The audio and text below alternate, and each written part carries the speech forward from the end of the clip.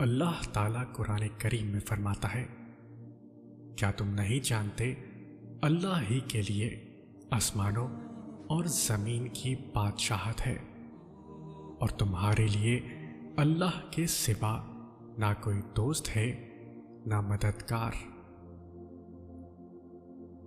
فرمان مصطفیٰ صلی اللہ علیہ وسلم ہے، بے شک اللہ تعالیٰ مسلمان پیشہ ورگ کو دوست رکھتا ہے۔ فرمان نبی صلی اللہ علیہ وسلم ہے، توبہ کرنے والا اللہ کا دوست ہے، اور توبہ کرنے والا اس انسان کی طرح ہے جس نے کوئی گناہ نہ کیا ہو۔ دوران سجدہ خاموشی سے بہائے جانے والے آنسوؤں کا شور اللہ کے علاوہ کوئی نہیں سن سکتا۔ قرآن کریم میں اللہ تعالیٰ فرماتا ہے، اے محبوب صلی اللہ علیہ وسلم، آپ فرما دیں کہ اے لوگوں، اگر تم اللہ کو دوست رکھتے ہو تو میرے فرما بردار ہو جاؤ، اللہ تمہیں دوست رکھے گا اور تمہارے گناہ بخش دے گا، اور اللہ بخشنے والا مہربان ہے۔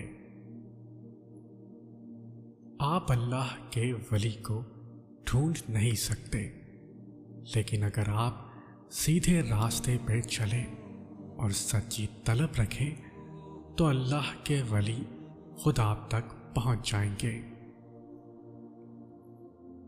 اللہ تعالیٰ فرماتا ہے، سنو، جو لوگ اللہ کے دوست ہیں، جو ایمان لائے اور جنہوں نے تقوی اختیار کیا، ان کے لیے کسی خوف اور رنج کا موقع نہیں ہے۔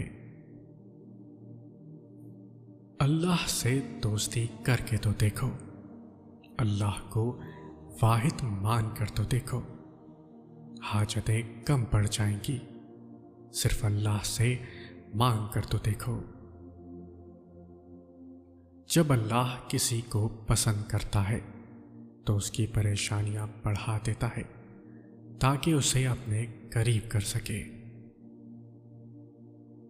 اللہ کے دوست نیت کی پاکیزگی کے بغیر کوئی عمل نہیں کرتے، ان کے اعمال اچھی نیت کی وجہ سے درست ہیں۔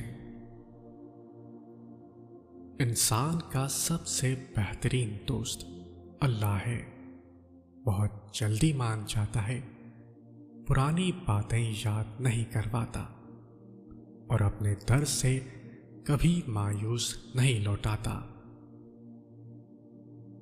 اپنے غم اور مشکلات صرف اللہ کو بتایا کرو، اس یقین کے ساتھ کہ وہ تمہیں جواب بھی دے گا اور تمہاری تکلیف بھی دور کرے گا۔ قرآن کہتا ہے، بے شک جو اللہ کے دوست ہیں، نہ ان پر ڈر ہے اور نہ وہ غمگین ہوں گے۔ جو لوگ ایمان لائے اور اللہ سے ڈرتے رہے، ان کے لیے دنیا اور آخرت میں خوشخبری ہے۔ اللہ کا کلام تبدیل نہیں ہوتا، یہی بڑی کامیابی ہے۔ جب کوئی تمہارا ساتھ نہیں دیتا تب اللہ تمہارا ساتھ دیتا ہے، اور اس سے بہترین کوئی ساتھی نہیں۔